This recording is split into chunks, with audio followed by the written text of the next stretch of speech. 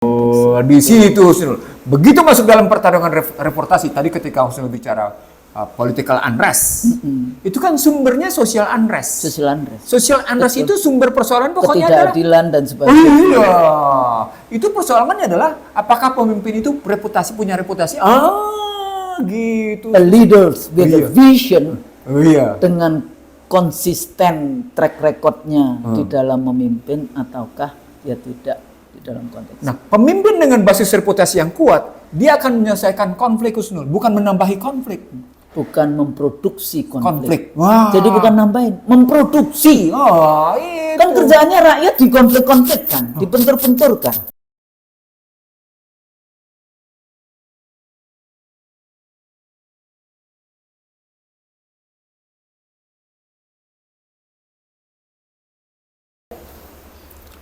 Bismillahirrahmanirrahim. Assalamualaikum warahmatullahi wabarakatuh. Waalaikumsalam warahmatullahi wabarakatuh. Alhamdulillah, kita bisa bertemu lagi nih Bang Nursi, Insya Allah, dan juga di sini ada Mas Aji dan Mas Basit. Alhamdulillah ini dua pendekar kita juga. Terima kasih bahwa IC The Real Show itu juga mendapatkan dukungan yang luar biasa dari sahabat-sahabat kita. Terima kasih Mas Haji dan Mas Basit. Jadi begitu pemirsa IC The Real Show, tidak hanya cuma kita berdua, tapi di balik itu juga kawan-kawan yang pagi-pagi gitu sudah datang untuk kita bisa merekam kayak gitu ya, dan akhirnya bisa hadir di media-media yang kawan-kawan dari pemirsa IC The Real Show miliki. Nah, Bang Nursi, di taping kita sebelumnya, bahasan kita, diskusi sebelumnya, kita bicara tentang krisis konstitusi dan dampaknya. Ya, kita bicara tentang dampak dari krisis konstitusi, kita adanya skema struktur kekuasaan yang tidak jelas, ya, krisis antar lembaga baik eksekutif, legislatif, bahkan juga di yudikatif. Jadi tidak cuma legislatif eksekutif, tapi yudikatif yang dalam video sebelumnya kita bahas tentang Mahkamah Konstitusi, MA, dan komisi judicial dan sebagainya, itu sebetulnya berada di ranah yudikatif, adjudication di dalam konteks ini. Nah, ada juga keinginan salah satu, kalau kita mengurai, waktu itu sudah kita urai bagaimana skema struktur kekuasaan yang tidak jelas, kemudian juga coupling daerah, ya, bahkan juga kita juga bahas sedikit tentang bagaimana kemudian kedaulatan kita juga sudah dijual dengan harga murah kayak gitu ya, tanpa rasa malu sebetulnya, dengan pulau-pulau dilelang dan sebagainya seperti itu. Nah, dipermalukan Bloomberg lagi. Dipermalukan ya. Iya, kalimat Bloomberg sama kalimat The Guardian itu, waduh, itu menunjukkan respon negatif para investor tuh. Kalau Bloomberg kan jelas siapa pembacanya. Nah, kalau masuk The Guardian gimana coba?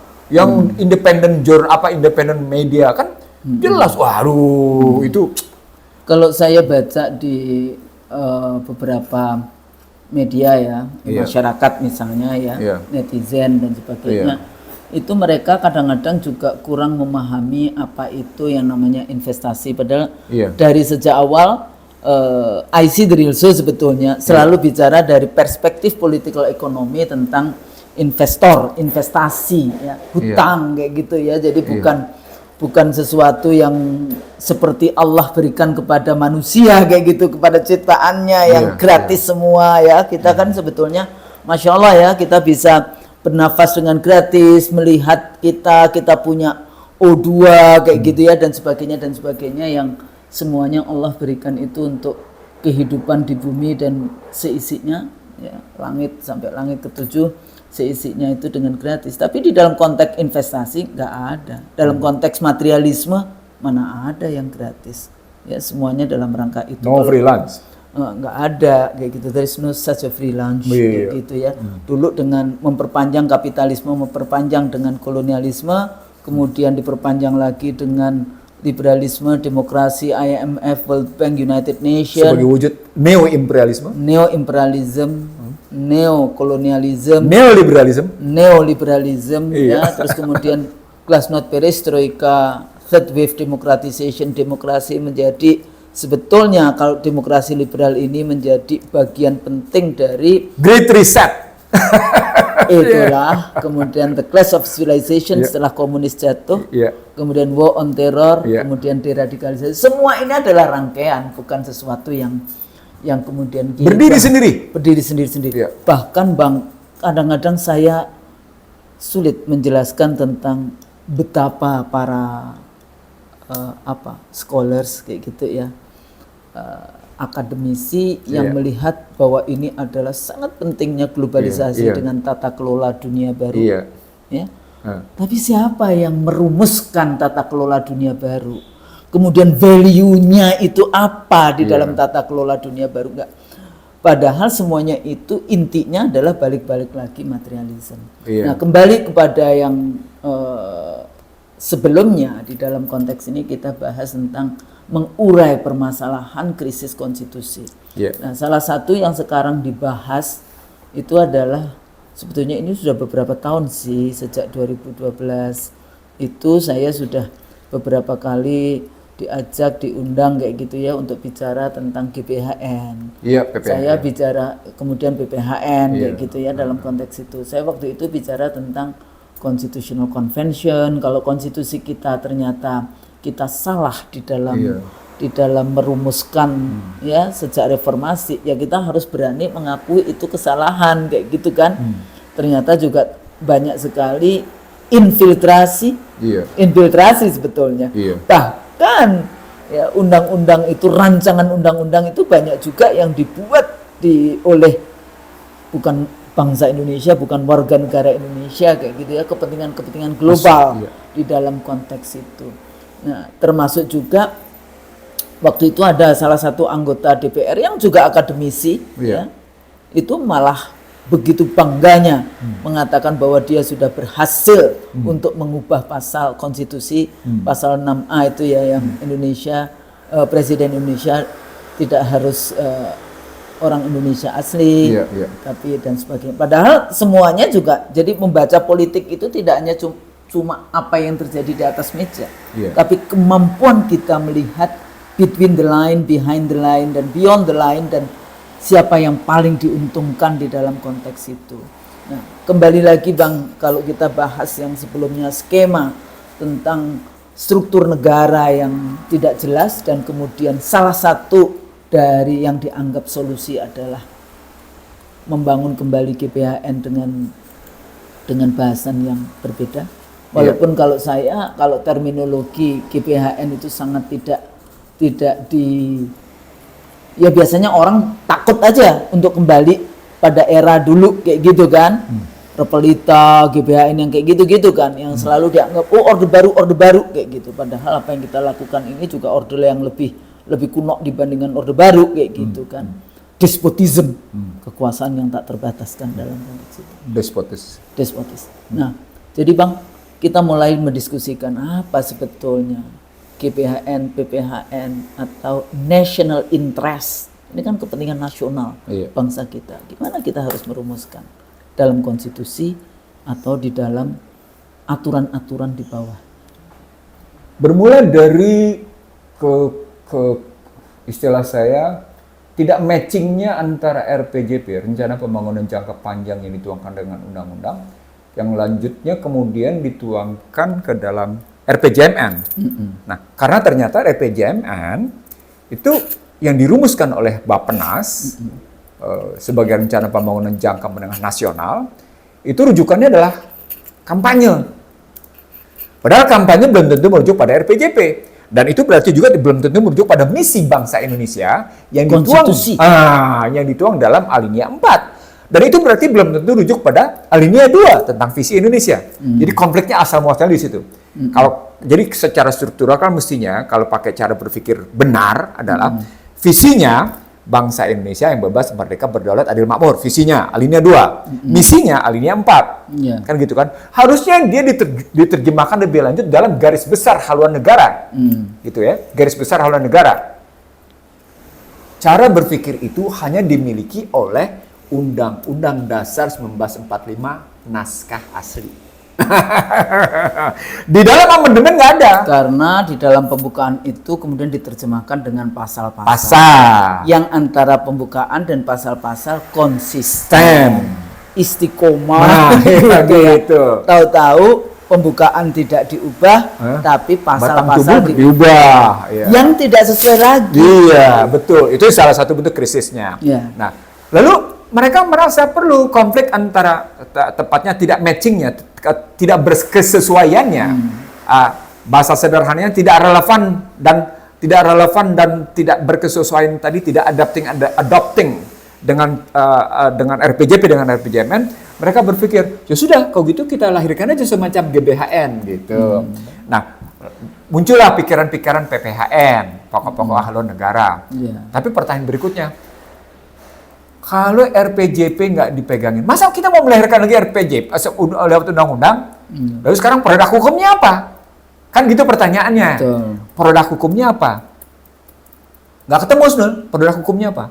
Kenapa? Karena berdasarkan amandemen, perubahan ketiga Undang-Undang Dasar menjadi Undang-Undang Dasar 2002, pasal 3-nya menyatakan MPR berwenang mengubah dan menetapkan Undang-Undang Dasar. Mengubah dan menetapkan undang-undang. Jadi nggak ada cerita tentang menetapkan yang lain.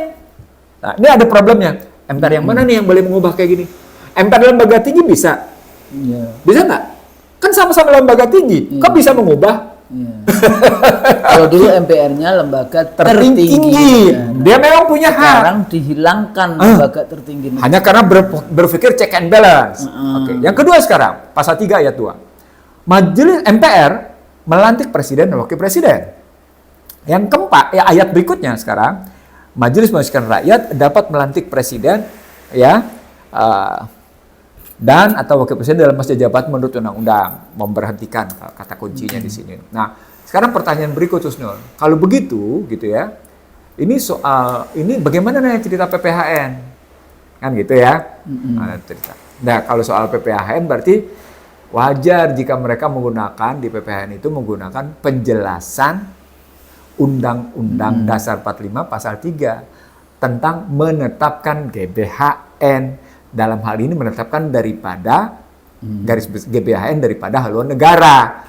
Jadi istilah GBHN daripada haluan negara tanpa kata-kata daripada ada perbedaan, Husnul. Garis-garis besar daripada haluan negara itu tanpa nomenklatur. Tapi kalau GBHN saja, garis besar haluan negara, itu ada nomenklatur. Nah, artinya mereka mau mensetarakan PPHN itu dalam perspektif itu. Tapi pertanyaan berikutnya, kalau mau ditetapkan dalam produk hukum TAP MPR, pertanyaan berikutnya, mereka punya kewenangan nggak? Karena bukan lembaga tertinggi. Dia hanya lembaga tinggi. Apa problematiknya? Problematiknya seperti kita kemukakan di tayangan YouTube sebelumnya tentang skema dan kekuasaan lembaga negara. Kan ini soal skema. Sekarang udah nggak ada lembaga tertinggi. Nggak ada, semuanya sama dengan lembaga tinggi. Artinya di sini problematik muncul lagi nih, tambahan berikutnya.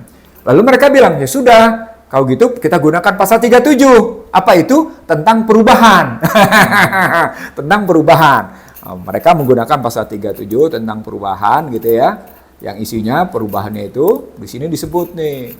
Kalau pakai pasal 37. Pasal perubahan. Pasal perubahan. Konstitusi. Sepertiga dari jumlah anggota, lalu kemudian disetujui, diajukan secara tertulis, dan kemudian 2/3 gitu. Perubahan. Jadi sepertiga mengusulkan perubahan. Dan 2/3 disetujui. Tertulisnya gampang. Pertanyaan pokoknya, siapa yang dimaksud dengan DPR dan DPD? Ternyata terjemahannya anggota saja cukup, bukan dewan, bukan lembaga. Kan kacau. Jadi MPR menurut mereka adalah anggota Dewan Perwakilan Rakyat dan anggota Dewan Perwakilan. Jadi bukan DPR dan DPD, bukan, tapi anggota. Jadi MPR terdiri dari anggota Dewan Perwakilan Rakyat dan anggota Dewan Perwakilan. Anggota pakai kalimat. Pakai kalimat anggota. Kalau gitu mereka mesti ubah pertama sekali adalah pengertian MPR-nya dulu. Suka tidak suka pengertian ubah di sini mau tidak mau masuk ke dalam konstruksi kembali dulu ke Undang-Undang 45. Baru kemudian kita strukturkan kesalahan-kesalahannya, kita perbaiki. Itulah muncul gagas amandemen. Jadi kalau saya nggak boleh begitu amandemen. Karena ternyata amandemen Anda yang lama merusak. Dan amandemen itu pasal aslinya hilang ya. Rusak, nggak karu-karuan. Makanya Padahal kalau amandemen itu amandemen pertama dia sebetulnya lampiran rather than jadi aslinya mesti harus tetap ada. Nah, itu konsep Amerika. Asli lalu kemudian mereka tambahin. Kalau konsep Prancis memang plus diubah.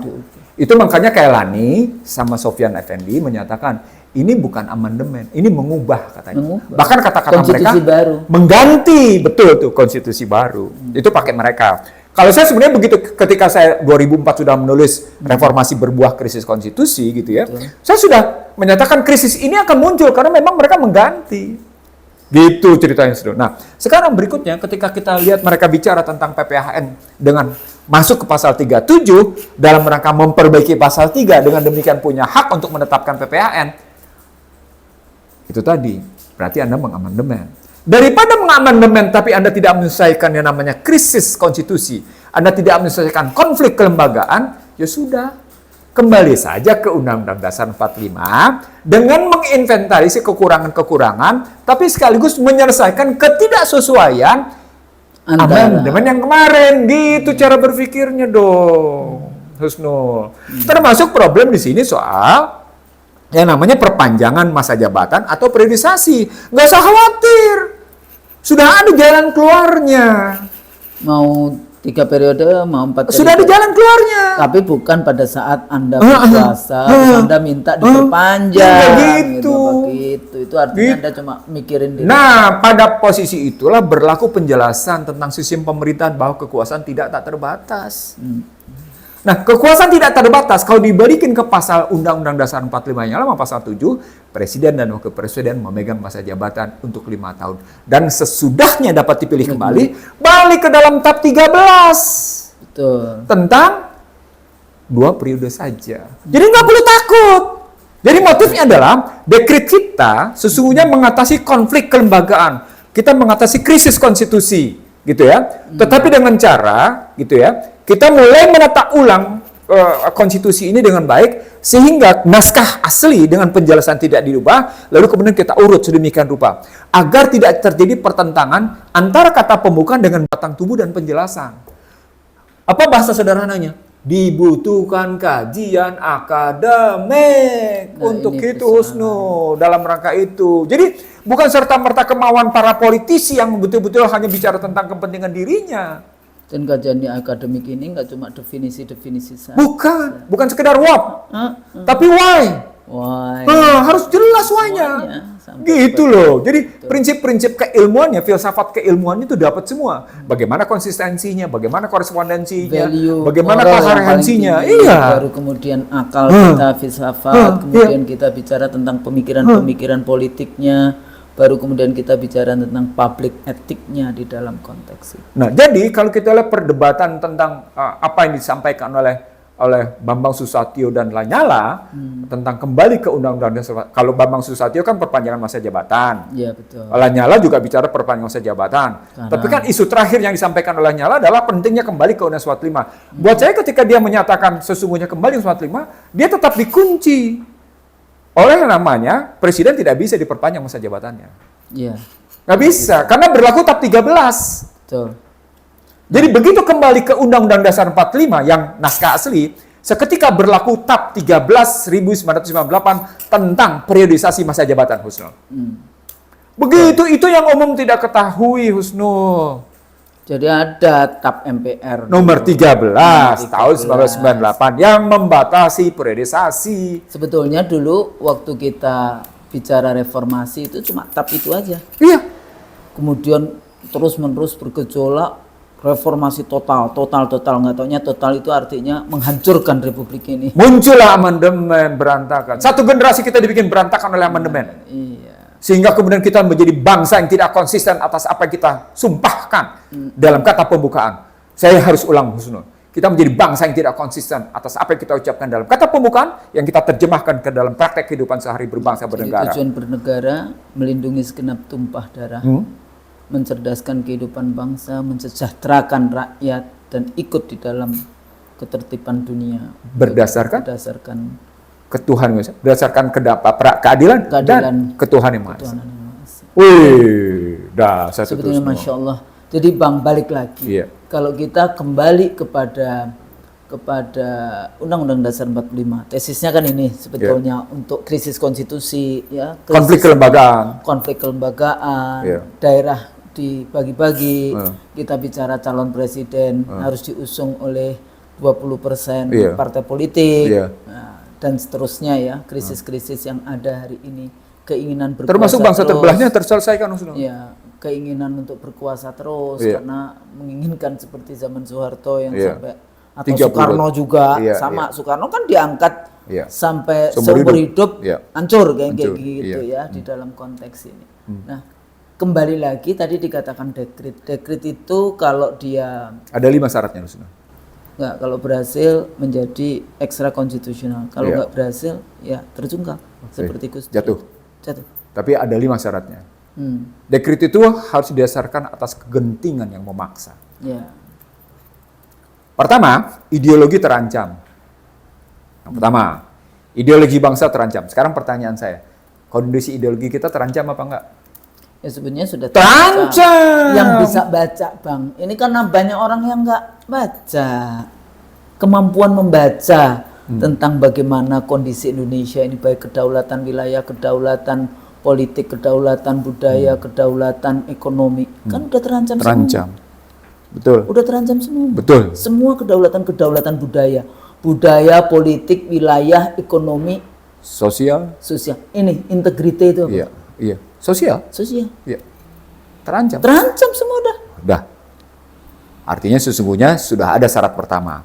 Syarat kedua, keselamatan negara terancam nggak? Loh, dengan pulau dijual, Kalimat-kalimat itu. TKA Iya. datang dengan Perpanjangan tahun Perpanjangan. kepemilikan pengelolaan tanah jadi Tanah. kepemilikan menjadi 160 dan kemudian minta hak milik. hak milik. itu. Tidak cuma hak menggunakan, Hak tapi mengelola. hak milik. Hak enggak, bukan pengelola saja. Pengelolaan. Jadi hak milik. bukan asal muasalnya Hak pada mengelola. kelolaan, tapi kemudian investor mintanya hak milik. Hak milik. Ya. Loh, kok masa negara tanahnya dihak miliki oleh asing, gimana sih? Iya. Nggak, maksudnya itu kan logika yang gampang banget kayak gitu ya. Oke. Ini kan di konstitusinya adalah untuk memberikan penghidupan yang layak kepada warga negara Indonesia, bukan warga negara. Penyelenggara negara atau posisinya terancam. Yang ketiga sekarang, kondisi masyarakat gimana? Ya sudah, katanya Berantakan nggak karu-karuan. Setuju tidak setuju berantakan. apa yang terjadi di Papua, Iya. apa yang terjadi di wilayah-wilayah yang lain. Bahkan kalau kita ngomongin daerah kayak gitu ya, dengan 271 daerah nanti diangkat kayak gitu, berarti kan itu juga sudah melanggar konstitusi yang mereka sudah bikin sendiri kayak gitu itu kan. iya. Nah, terus kemudian konflik pusat daerah iya. sepertinya nggak ada Iya. dengan desentralisasi, itu buktinya kekayaan daerah dirampas, tidak cuma di Kabupaten Meranti loh. Iya. Ya, Kolaka, Halmahera Tengah, Iya, Maluku, Halmahera, iya. Maluku, Papua. gitu ya, Papua. Iya. Nah, wilayah-wilayah yang memiliki bahkan di Kalimantan Timur itu kan bahkan ada batubara, perjanjian Kalimantan. damai dengan GAM itu ada yang belum dilaksanakan. Nah, Wah. dan sebagainya. Itu artinya sebetulnya yang kita inginkan di dalam Pancasila persatuan Indonesia, tapi kemudian agak sedikit selalu dikatakan NKRI harga mati, tapi Anda jual juga pada saat Anda berkuasa, itu namanya apa? Iya. Ya itu artinya krisis kan. Iya. Ya, jadi Yang keempat syaratnya perang. Sekarang pertanyaan, kita perang nggak? Interconnectivity war. Wah. Jadi perang Yang terhubungkan satu sama lain. Dan itu nampaknya pada posisi apa yang saya sebut dalam buku Bangsa Terbelah, Neo-Cortex War neocortex. dan Proxy War. Iya. Sehingga Biden menyatakan sebagai turbulence times. Jadi kalau asal muasalnya digunakan kata Greenspan turbulence era, sekarang turbulence time. Joe Biden dalam National Security Strategy dan National Defense Strategy Oktober 2022 menggunakan istilah turbulence times. Jadi tidak model yang perang yang selama ini dikenal ya, yang kita kenal dengan military industrial complex seperti apa yang terjadi antara Putin dan NATO kayak gitu ya. Dan masih berlanjut dan NATO dan sampai hari ini masih berlanjut seperti dulu dugaan kita dari sejak awal perang ini perang panjang sebentar. Tapi kita bicara tentang intervensi melalui finance, kemudian TKA, Iya. ya jadi migrasi, Iya, macam-macam. kemudian policy, Iya. kemudian ya itu tadi Iya. kebijakan-kebijakan yang Itu UI itulah. itulah. Tujuh. Nah, artinya perang sedang terjadi. Lalu bencana, Husnul. Bencana ini bisa bencana alam, bisa bencana sosial, bisa bencana ekonomi, bisa bencana politik, bisa bencana macam-macam. Nah, memang ada undang-undangnya. Jadi 5 hal ini dihadapi oleh 3 hal. Pertama, konstitusinya sendiri bahwa presiden bisa mengeluarkan sesuatu karena kegentingan memaksa negara dalam keadaan darurat. Yang kedua, Undang-Undang 59. Undang-Undang 59 tentang negara dalam keadaan darurat. Yang ketiga, Undang-Undang bencana.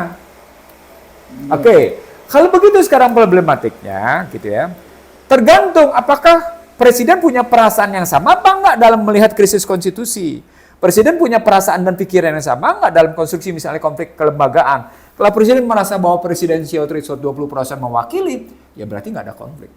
Berarti tidak ada konflik kelembagaan, berarti tidak ada krisis konstitusi. Padahal ketika menuntut adanya PPHN dengan model begitu, ada krisis konstitusi. Gitu, Husnul berpikirnya. Iya. Gitu. Cuma Bang, Ya. persoalannya Ya. bisa baca, faham, atau santai-santai aja. Atau bahasanya Mas Bahaya. Haji kan santuy Bu, santuy gitu, santai Bu. Pertanyaan Husnul bahaya ini. Enggak kan saya kasih ini pertanyaan pilihan dalam konteks itu. Dosen mengajukan pertanyaan pilihan, lalu jawabannya juga pilihan. Padahal kalau jawabannya salah, salah kamu kayak gitu ya. Dalam konteks itu. Kurang apa kita mengajarkan kadang-kadang kayak gitu. Tapi kadang-kadang ya sabar kayak gitu. Faham enggak? Karena kalau enggak paham, mari kita fahamkan gitu loh Bang. Iya, jadi kan nama saya Husnul. Iya. Jadi harus Husnul Baik, Gondang. iya, iya. Jadi kalau belum paham, Iya. ikuti video-video IC Drill Show yang sudah di atas 100 video ini. Insya Allah sampai kayak gitu, Iya, paham dengan iya. apa yang di. Ya, makanya Husnul. Ini kan perasan dari perpustakaan yang ada di rumah Bener. saya, perpustakaan ada di Sydney University, perpustakaan ada di UI, perpustakaan ada di FISIP. Ini peresannya. Iya betul. Gitu kan. Makanya jangan mengajukan ujian dengan jawaban multiple choice. Jangan. Enggak, maksudnya itu temanya. Habis itu cuma ini. Habis itu jelaskan. Iya. Jelaskan dengan makalah pendek sekian kata atau sekian karakter. Dan jelaskannya bukan jelaskan what, jelaskan why. Wah, kayak gitu. Jelaskan udah nggak ada, cuma buat itu kan cuma definisi. Iya. Jadi balik lagi Iya, dalam iya. konteks itu Bang. Iya. Saya itu lagi berpikir juga, Iya. sejauh mana konstitusi, dekret kan yang selalu dikenalkan dekret presiden. Iya. 5 Juli 59. Iya. Sementara Terus Gus Dur dekret gagal. Gus Dur gagal. Dekretnya gagal. Dekretnya Gus Dur gagal. Tapi dekret 59 kan karena didukung oleh Tentara, ya, ya, kayak gitu kekuatan kan. politik juga. Kekuatan politik. Masyarakat besar juga mendukung. Iya, Karena terus merasa kemudian- tadi deadlock. Dari pemilu 55, kemudian bergerak 4 Membentuk partai. badan konstituante. Iya, 4 partai kan? Deadlock. Partai yang ada waktu itu Masyumi, NU, PNI, PNI, dan PKI. Iya, 4 partai, 4 kaki kalau pakai Clifford Gertz. 4 kaki. Iya, partai. Betul. Apa, jadi kabinet 4 kaki katanya. Kabinet 4 kaki. Nah, kemudian deadlock. Gitu ya. Karena deadlock nggak? Deadlock! Ketika cerita tadi itu deadlock. Nggak jelas. Nggak Sekarang selesai. itu kayak negara tidak ada negara. Iya kan? Udah suka-suka aja, kadang-kadang tidak menggunakan aturan, Iya. aturan ditabrak. Yang penting saya suka, bandar suka, Selesai. saya untung, bandar untung, that's it. Iya. Rakyat, ya udah salahnya sendiri, rakyat tidak mampu. Kan berapa hari yang lalu ada media nasional yang katanya kredibel, tapi seringkali waktu itu ya susah juga kredibel, mengatakan bahwa Iya, rakyat miskin tidak mampu juga untuk beli makanan yang bergizi. Nah itu artinya kalau perempuan-perempuan gimana Bang? Oh, lebih parah Sunan. Kalau dia hamil, dia punya anak, maka stunting yang terjadi kalau kurang Artinya gizi. terjadi penurunan generasi, Sunan. Generasi. Penurunan kualitas generasi. Masa depan bangsa itu adalah anak-anak kita. Itu Husnul. Saya dulu waktu 97-98, saya bilang kalimat saya yang kemudian agak membahana. Ini pemangkasan satu generasi. Karena bukan cuma sekedar pada persoalan menurunnya gizi, tapi dijungkir balikannya pengetahuan. Dan nggak cuma pemangkasan kalau menurut saya, Bang. Penghancuran bangsa ini. Subhanallah. Astagfirullahaladzim. Jadi, tapi kita rasakan sekarang, kalau saya merasakan sekarang, karena waktu 9798 itu saya menyatakan ini tadi yang saya bilang, pemangkasan generasi bukan cuma sekedar di perspektif ekonomi loh Husnul, tapi juga dalam perspektif pengetahuan, karena kita menerima total begitu saja pikiran-pikiran reformasi yang datang dari luar. Itu yang saya bilang sebagai pemangkas. Kebetulan saya sendiri, maaf ya, Orientalis. saya sendirian kebetulan teriak-teriaknya kayak gitu. Untungnya ada media yang memuat. Waktu itu media yang memuat Jawa Pos. Tapi tahu siapa yang menyauti? Siapa? Sri Tuarif. Oh, oke. Ya kebetulan memang berbeda dengan Mafia Berkeley. Iya, beda. Nah, Bang, paling tidak sekarang ya, kalau kita baca banyak sekali dari mulai ini kan lagi demam Qatar nih. Iya, iya. Ya kan, sepak bola World Cup kayak gitu ya. Maroko Itu kalah. kan sebetulnya ya nggak apa-apa. Ya nggak apa-apa. Sebetulnya yang penting siapapun bahasanya duta besar Ya. Palestina di PBB kan, siapapun yang menang Palestina Iya, iya. yang kelihatan kayak Iya, gitu kan. iya, Ya, jadi luar biasa. Iya. Jadi yang disebut kalau tulisannya Edward Said mengatakan covering Islam, bagaimana media Barat ya memotret kan sebelumnya orientalisme hebat tuh Edward Said tulis tentang covering Islam di situ. covering Islam. Edward Said itu Hebat. Palestina Kristen. Iya, Gitu ya. hebat itu. Nah, udah luar biasa dia Iya, menunjukkan bagaimana media Barat itu Iya. menutupi Di situ dia cocok Islam. dengan analisisnya Chomsky. Chomsky Yahudi Iya, gitu ya, wah, tapi hebat. dia lebih akademik yang tidak beo, Iya. kayak gitu kan, bukan akademik. Nggak, maksudnya hari ini itu masih media Barat bagaimana juga masih covering kayak gitu ya apa yang terjadi Konsisten di Barat. mereka. Konsisten. Iya. Tapi sekarang ada media-media Tandingan. citizen jurnalis kayak Iya, gitu kan. iya, Jadi iya. bagaimana sosial media yang luar biasa dan sebagainya. Dan mereka melihat sendiri apa yang wajah etalase Islam di Tahu nggak dalam di balik itu konteks Husnul apa di yang Qatar? terjadi? Apa? Pertarungan reputasi. Pertarungan reputasi. Di situ Husnul. Begitu masuk dalam pertarungan reputasi, tadi ketika Husnul bicara political unrest, itu kan sumbernya social unrest. Social unrest. Social unrest itu sumber persoalan pokoknya adalah Ketidakadilan dan sebagainya. iya. Itu persoalannya adalah apakah pemimpin itu punya reputasi? Gitu. A leaders with a Iya. vision Iya. dengan konsisten track recordnya di dalam memimpin ataukah ya tidak di dalam konteks. Nah, pemimpin dengan basis reputasi yang kuat, dia akan menyelesaikan konflik Husnul, bukan menambahi konflik. Bukan memproduksi konflik. Wah. Jadi bukan nambahin, memproduksi. Oh, itu. Kan kerjaannya rakyat dikonflik-konflikkan, dibentur-benturkan.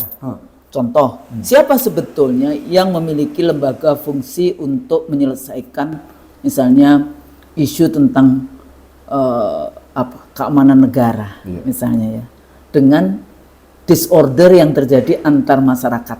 Misalnya kalau rumah saya dirampok, ya itu isunya polisi nih yang harus ini. Tapi kalau wilayah Indonesia yang dijual atau dirampok atau itu sudah ketahanan negara. Nah kalau ketahanan negara mestinya tentara nih yang memiliki fungsi untuk membereskan dan sebagainya. Separatis itu mestinya tentara. Tentara harusnya di dalam konteks ini. Nah, Bukan KKB.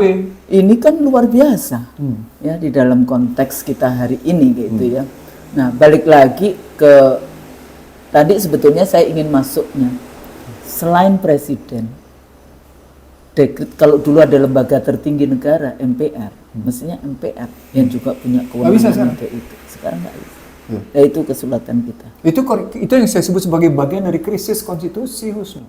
Jadi mau nggak mau ya akhirnya sekarang rakyat. Jadi problem besarnya kalau mau diambil dalam kerangka tadi di mana kita bilang tidak terjadi konsistensi antara kata pembuka dan batang tubuh, maka nampak berikutnya krisisnya bukan cuma sekedar pada rumusan, tapi nampak pada krisis skema dan struktur kekuasaan negara yang berdampak pada krisis hubungan antara lembaga negara. Tadi kita bicara terbatas misalnya MK, MA, KY. Kebayang nggak KPK itu ada di mana? Dalam skema kekuasaan negara? Sekarang di bawah presiden. Ya, Padahal dia adjudication, padahal dia adalah lembaga yudikatif sebetulnya. Tapi dalam skema kekuasaan negara nggak jelas. Bagaimana hubungannya dengan DPR, gimana hubungannya dengan nggak jelas. Nah, tapi kalau menurut saya prakteknya dari sejak awal dia menjadi alat penguasa, apakah itu penguasa di dalam konteks bandar, ya, oligarki ekonomi, oligarki politik, siapapun untuk menghancurkan lawan-lawan politik. itu tidak lagi hukum dalam pengertian menegakkan keadilan, tapi hukum sebagai alat kekuasaan Alat politik. kekuasaan. Kalau saya melihatnya alat kekuasaan di dalam konteks itu. Itu krisis namanya. Makanya krisis. Iya. Ini kan kita related. Iya. Bahkan Iya. banyaknya yang disebut second track institution, Iya. komisi-komisi, Iya. ya kayak KPU. KPU zamannya saya anggota KPU 2004, Iya. itu Panwas itu ad hoc. Iya. Tapi sekarang menjadi Bawaslu, menjadi tetap. Kemudian ada DKPP, ada MK. Ini kan rentetan ini, kelembagaan ini. Krisis juga kalau menurut saya. Hubungan kelembagaan ini gimana, Ustaz? Ya, Kak, Bawaslu ngawasi KPU, nanti individu-individu diawasi oleh apa namanya? Itu kan fungsi Dewan ngawasi. Keamanan. Bukan hubungan lembaganya gimana? Bawaslu, jelas. DKPP, sama Panwas ini gimana hubungannya? Nggak jelas kayak gitu. Maksudnya balik lagi ke struktur negara yang tidak jelas tadi. Itu. Walaupun kita jelas kok ini enggak. Paling semuanya adalah untuk memperpanjang proses untuk dan sebagainya. Saya dari sejak awal itu mengatakan Panwas saja tidak perlu. Sekarang apalagi Bawaslu tetap. Dan mereka mengatakan bahwa mungkin Bawaslu bukan, saya selalu ngomong Panwas saja nggak perlu, Bawaslu apalagi Bawaslu tetap. Karena apa? Ya siapa yang ngawasin mereka? Ini kan rentetan terlalu banyak proses yang sebetulnya nggak penting di dalam konteks itu. Ya, dan menghabisi anggaran Dia dan nggak akan kemudian selama ini gitu ya, dengan Bawaslu tetap maupun adanya lembaga ini membuat penyelenggaraan pemilu lebih baik, lebih luber dan jurdil. terjurdil. Itu misalnya, itu ukurannya di situ. Betul. Nah, kalau ukuran yang lembaga negara tadi, apakah adil, apakah melaksanakan konstitusi, apakah, jadi kan indikatornya jelas. Iya. Kita mengatakan bahwa skema struktur negara itu tidak jelas karena akhirnya tidak bisa yang sebelumnya Bang Nursi mengatakan comply with konstitusi, amanat konstitusi. Kan itu Proper and comply proper and comply. to the conflict constitution. Jadi balik lagi, Iya. nggak mungkin ya kalau kita MPR yang harus mengeluarkan dekret. Karena bisa saja ini tesis ini akan digunakan oleh penguasa untuk tetap bikin dekret, tapi substansinya adalah memperpanjang. Iya, itulah tadi yang kemudian ada timbul kecurigaan.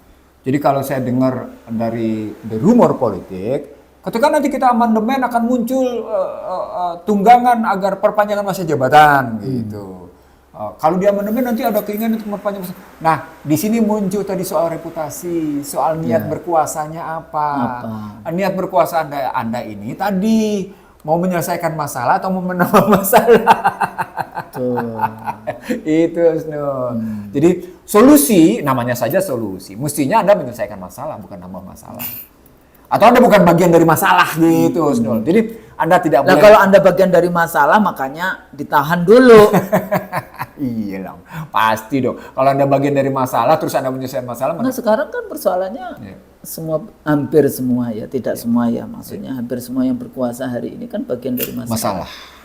Dari mulai pertanyaan pertama, saya kan selalu bertanya, Bapak-bapak anggota Dewan, Presiden, Bupati, Wali Kota. Iya. Siapa yang diantara Bapak-bapak ini yang menang dengan cara halal dalam pemilu? Cara halal? Cara halal, proses halal. Angkat tangan. Artinya kan kita harus bertobat, Bang. Iya. Mungkin ada satu seluruhnya. Iya, makanya saya bilang siapa kayak gitu. Kalau nggak ada sama sekali kan ya nggak boleh. Kan kita nggak tahu semuanya ada ternyata di antara titik-titik itu. Itu boleh nggak diajukan pertanyaan kepada Presiden? Ya di banyak media saya sudah bertanya. Atau bertanya kepada Gubernur?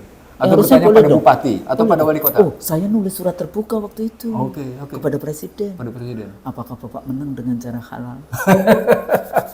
2014 loh itu pertanyaan saya. Apakah menang dengan cara halal? Karena kalau saya ngomong curang kan itu nanti masuk di dalam ini delik aduan. Selain itu Anda sudah menggunakan prinsip yang pendekatan negatif. Anda sudah suuzon, Anda sudah berprasangka buruk, bukan presumption of innocent, tapi presumption bukan innocent, tapi presumption guilty presumption. sudah boleh itu. Nggak boleh. Makanya bertanya halalkah kayak gitu.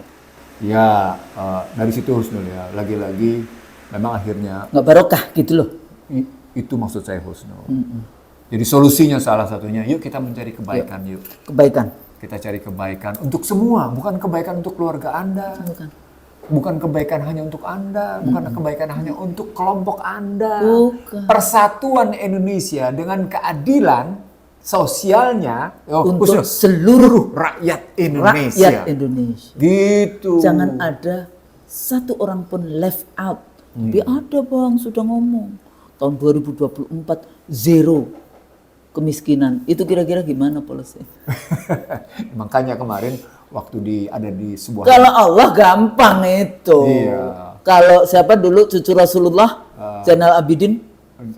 Hasan Hussein atau siapa? Enggak. Yang salah satu yang Zainal Abidin hanya dalam 2 tahun tidak ada orang miskin di negerinya. Oh, itu bukan ini, itu anaknya Umar bin Khattab. Umar Coba apa? dicek lagi Iya, ya. Anaknya Umar yang dalam waktu singkat 2 tahun kemiskinan nol sehingga Zakat dan sedekah keluar dari negeri. Hanya 2 tahun. Iya, hanya 2. Itu anaknya. Makanya kenapa kalau saya dulu Umar bin Abdul Aziz namanya. Umar bin Abdul Aziz. Lupa ya kita ya nama-nama udah Iya, sepuh iya. ini. Iya. Kadang-kadang suka lupa. Nah, jadi di dalam konteks itu tapi itu karena iman. Ya kan? Iya. Karena iman dan membuka pintu langit. Iya. Sehingga barokah Allah Turun di dalam dari konteks sana itu. Husnul ya.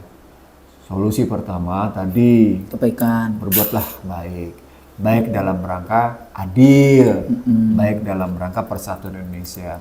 Kekuasaan dilarang menggunakan hukum dalam rangka melindungi dan menjalankan kepentingan politik mereka. Menggunakan pasal-pasal untuk menghancurkan Pihak lawan. lawan, gitu. Dan lawan di dalam politik itu oposisi, Iya. bukan musuh yang harus dihabisi. Iya. Kalau oposisi itu kan ya hari ini Anda yang menang, nanti pemilu berikutnya oposisi yang menang, yang Anda berkuasa menjadi oposisi. Yang kayak gitu, berganti-ganti. Kekuasaan kan diganti-ganti oleh Allah. Sebenarnya gampang Husnul kalau mengatasi kayak gitu. Metodenya bukan metode kooptasi loh. Saya ulang, metode kelemahan. Bukan kooptasi ya. Metodenya itu metode kooptasi. Metodenya juga bukan metode kolaborasi. Bukan. Jadi kalau kita mau menggunakan model betul-betul di mana prinsipnya, saya menggunakan prinsip demokrasi deh. Ya. Kesetaraan. Gitu ya. Kesetaraan, kesamaan. Equality. Maka metodenya bukan sesungguhnya bukan dalam politik praktek politiknya. Equality, Iya. itu ya. Equality, equality gitu ya. Maka kita tidak bisa menggunakan metode kooptasi untuk terhadap lawan. Kita tidak bisa menggunakan konsep kolaborasi untuk terhadap lawan. Bukan. Nggak bisa.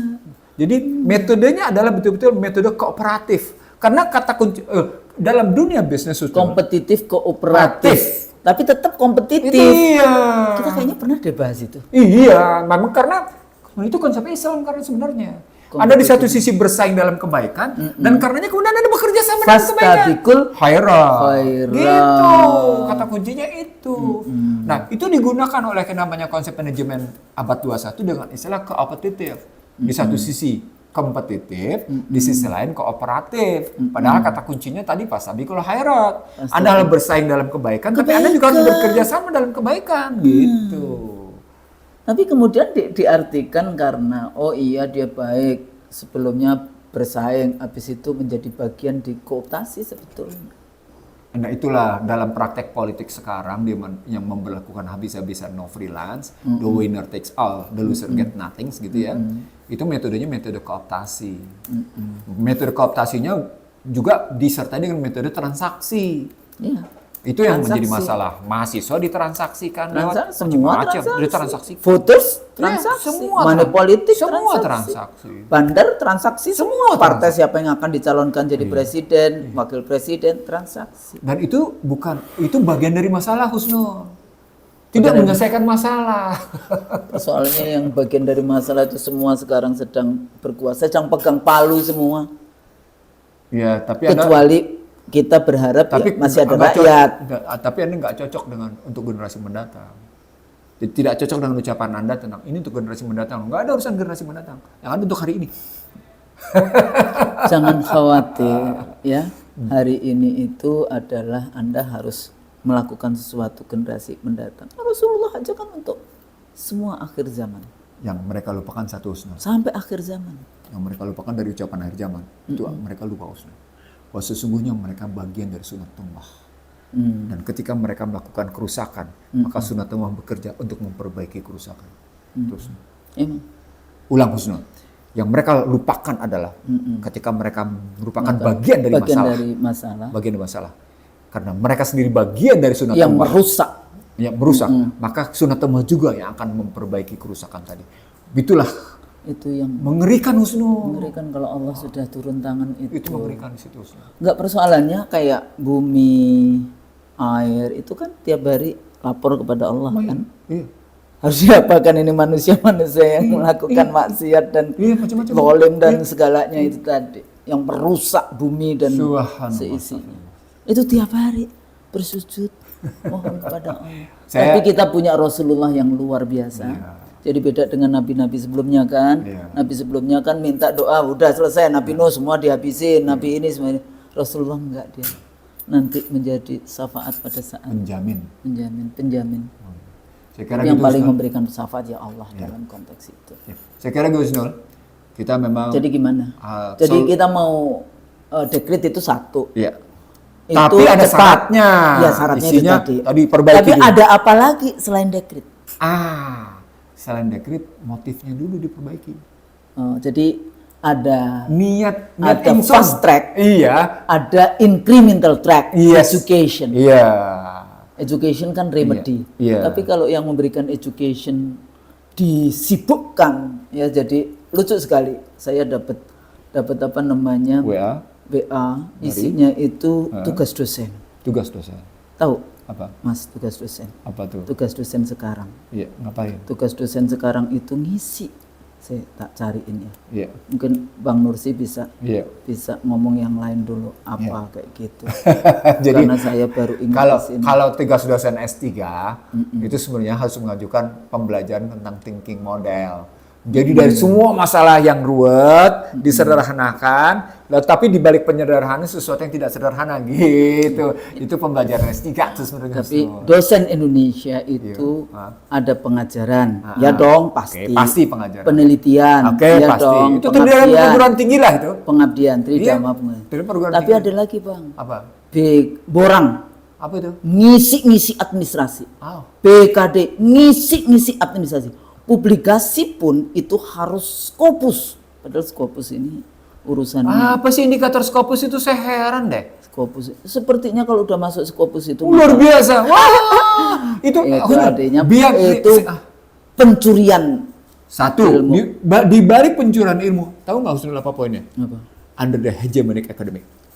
Under the hegemonic academic. Dan Scopus itu adanya di Israel di itu makanya sih bilang under hegemony academic. Beyond that, under the value tuh, under hegemony value tuh. Panitia ini itu karena untuk bisa ngisi BKD, ngisi yang harus laporan. Aplikasi ini itu sekarang kan banyak aplikasi apa. Laporan ini itu, admin ini itu, sister ini juga urusan penulisan dan tugas tambahan. Jadi Bang, lucu sekali dosen Indonesia. Jadi kapan dia jadi saintis? Kan pertanyaan. Nah, ketika disebut sebagai saintis, saya pertanyaannya, tolong dibobotin dengan terima perguruan tingginya gimana? Mestinya justru disibukkan dengan membaca buku, jurnal, dan kemudian menulis di dalam konteks jurnal apapun. Tapi karena ini sekarang kita semangatnya mendorong dosen jadi profesor ya, bukan jadi ilmuwan. Ya apalagi profesornya profesor begitu, Profesor Kum. Profesor Kum. Ya, sudahlah, kita bukan untuk tidak cuma dosen, sekarang ada juga tentara yang apa? Titular, umputan tular apa? Tapi itu yang berjuang sungguhan melarat yang kayak itu begitu. Itu lagi-lagi persoalan reputasi, Husnul. Oke, balik lagi. Yang kata kuncinya adalah soal integritas dan kredibilitas. Betul. Kata kuncinya adalah soal integritas dan kredibilitas. Dan itu tidak bisa dipupuk dalam 1 tahun 2 tahun. Dia tidak bisa dipupuk oleh popularitas. Tidak bisa dipupuk oleh popularitas. Itu Husnul. Itu adalah kedisiplinan di dalam kita mengisi ilmu, mengisi moral, Dan mewujudkan dalam tindakan. dan amal soleh. Dan tindak yang Dalam konsisten. tindak amal soleh kan. Konsisten. Konsisten. Istiqomah, ya. Karena kalau enggak, kolbu kita akan hitam. Nauzubillah min dzalik. Astagfirullah. Tapi kita bisa Amin. bertaubat untuk Amin, kembali ke insyaallah. jalan yang Amin. lurus lagi. Bukan berarti enggak. Ya, amin. Ya, dan Allah akan menerima taubat sebelum Amin, ya Allah. kan ada sebelum matahari terbit dari barat, Ya. kayak gitu kan. Ya. Sebelum nyawa kita berada di merekang di tenggorokan, Allah masih akan Membuka memberikan pintu taubat. membuka pintu taubat. Jadi sebetulnya mau nggak mau Allahumma gitu. inna nas'aluka husnul khotimah. Amin. Husnul khotimah. Jadi balik lagi, sebetulnya para pendiri bangsa kita dulu memikirkannya tidak hanya generasi, tapi juga fitunya hasanah wa fil akhirati hasanah. Itu namanya orang cerdas Husnul kalau berpikirnya begitu. Iya. Sesungguhnya adalah orang yang sangat bodoh kalau berpikir dalam sikap pragmatis oportunis hanya kekinian. Itu sebenarnya orang bodoh. Iya, karena kita mati, jabatan nggak dibawa, Ya. kekayaan nggak dibawa, Ya. ya kan paling 4 meter kain kafan kalau orang Muslim ya, Ya. terus 2x1 Ya. tanah kayak gitu ya. Sisanya kan nggak, mobil nggak dibawa, rumah nggak dibawa, anak dan amal soleh itu tadi. Ya. Makanya kalau kita mengajar kan value yang kita Sampaikan. Value tadi apa bahasa Bang Nursi? Cara pandang, mindset. Iya. Itu kan yang kita sampaikan supaya Anda tidak menjadi intelektual beo. Oke. Ya. Yang kita udah sampaikan kapan tahu itu? Udah ada yang di dalam konteks itu Tinggal- kompetitif, kooperatif, tidak transaksi kayak gitu. Iya. Ya tapi sekarang juga pemimpin memberikan contoh transaksional, pasti kemudian mudah Air mengalir dari atas ke bawah Husnul. itulah. Ketika air mengalir dari atas ke bawah itu maka nggak usah heran kalau masyarakat di bawah juga sifatnya sangat transaksional. Kalau sifatnya kemudian juga ugal-ugalan. Di bawah itu ugal-ugalan karena dari atas. Di bawah itu Atasnya transaksional juga. Di atas itu mentang-mentang ya, karena di atas juga mentang-mentang gitu loh. Jadi jangan salahkan jadi tunjuk di Iya, bawah itu iya, say, iya. tunjuk dirimu Sendiri. sendiri. Makanya kalau nunjuk itu kan 1 ke sana, 4 ke kita. Nah, di situ saya teringat omongan pendiri Muhammadiyah, Dia aja Ahmad. Haji Ahmad Dahlan. Ketika Anda menghadapi beberapa kali bencana, maka lihatlah pemimpinmu. Karena bencana itu menggambarkan buruknya pemimpinmu. Gitu ya. Itu gambarannya. Masya Allah, mudah-mudahan maghfirlahu warhamhu wa'afi wa'afu. Tidak hanya untuk Kiai Haji Ahmad Dahlan, tapi seluruh Pendiri pejuang, Republik. Iya. pejuang pendiri Iya. Republik ini yang sudah luar biasa. Allahumma firlahum kalau kayak gitu. Oh iya, firlahum kalau cuma satu firlahum. Iya. Termasuk yang perempuan juga. Perempuan ya dong. Iya. Lahum, laki dan perempuan di dalam konteks itu Ah, ya. oke, Ustaz. Mudah-mudahan Amin. negeri kita masih tetap dikasih barokah Allah. Amin insyaallah. Ya, semua yang namanya musibah-musibah itu adalah peringatan. Amin. Kita masih mendapatkan peringatan dari Allah untuk kita kemudian Lihatlah secara positif. positif. Iya. Ya. Jadi dalam situasi Dengan apapun tidak tetap melupakan inna lillahi wa inna inna ilaihi ilaihi raji'un. raji'un. Alhamdulillah ala kulli hal. Iya. Ya, bersyukur dalam semua Hal. keadaan, dalam semua hal di dalam konteks itu. Iya. Mudah-mudahan ini salah satu dari solusi ya Bang ya. Iya. Kita masih punya banyak solusi Banyak, sebetulnya. Bahkan saya sudah bikin hitam putihnya, Husnul. Iya, udah ya. Udah ada hitam putihnya. Gampang itu. Kalau persoalan pokoknya tadi kan saya bilang, jadi selain posisi tindakan baik dan melakukan amandemen, motifnya dulu. Baru kemudian konsepsinya. Motif, konsepsi, Nah, baru kemudian kita tata ulang secara hitam putihnya kayak gimana. tapi pada saat yang sama at the same time pendidikan. Iya. Pendidikan adalah kunci Dari dari remedy. Iya. Bahasanya kan remedy. penyembuhan. Penyembuhan itu tadi. Artinya apa? Nggak ada yang instan dalam Iya, konteks ini. iya.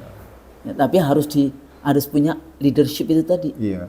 Ya, tanpa leadership ya susah juga. Berantakan Dan semua. seperti biasa kan, leadershipnya dalam konsep kita kan jelas sekali. Bagaimana amanah, Amanah. sidik, fatona, ihsan. Iya. Dengan kata kuncinya tadi, dia melindungi, dia mencerdaskan, Mencerdaskan. dia menyejahterakan. Nah, membangun keyakinan perjalanan ke depan adalah benar. Michael Hart. Nomor 1 Nomor 1. dari 100 tokoh Iya. di dunia. Gitu. Ya, untuk dunia dan akhirat. Jadi tidak cuma di dunia saja. Kalau di dunia saja gampang, banyak kok. Anda ikuti sunatullah bisa, tapi dunia dan akhirat dalam konteks itu. Ya. Saya pikir itu Bang Lucy. Oke. Mudah-mudahan apa yang kita diskusikan hari ini tentu saja semoga bermanfaat. Amin, Kita cuma insya bisa Allah. menyampaikan, kalau salah tentu saja kami mohon maaf ya. Mudah-mudahan baik ya untuk masa depan anak-anak Amin, kita, amin, insya Allah. anak cucu kita. Mudah-mudahan Indonesia tetap di dalam selalu dalam lindungan Allah, Dalam berkah dalam berkah rahmat Allah Rahmat yang kuasa. Dan para pemimpinnya didorong oleh atas keinginan berkah luhur, atas berkat rahmat Allah yang maha kuasa. Dan didorong oleh keinginan. Tadi luhur. motif tadi. Iya, motif. Keinginan luhur. Pemirsa, itu ada di dalam Kata. janji suci kita di dalam pembukaan Undang-Undang Dasar 45. Mari kita baca kembali apa sebetulnya yang ada di dalam janji suci itu ya. Mudah-mudahan kita tidak mengkhianatinya, tapi mengimplementasikannya di dalam kehidupan politik dan kehidupan sosial kita secara bersama-sama. Masing-masing punya tugas. Ya, kami yang dosen ya tugasnya memang mengajarkan kayak gitu ya. Tapi bagi yang punya kuasa lakukanlah itu. Menyampaikan yang hak adalah hak dan yang batil adalah batil. Tidak. Tugasnya begitu, Ya, tugasnya. Kalau kami salah kami mohon maaf. Sekali lagi, maaf. Assalamualaikum warahmatullahi wabarakatuh. Waalaikumsalam warahmatullahi wabarakatuh.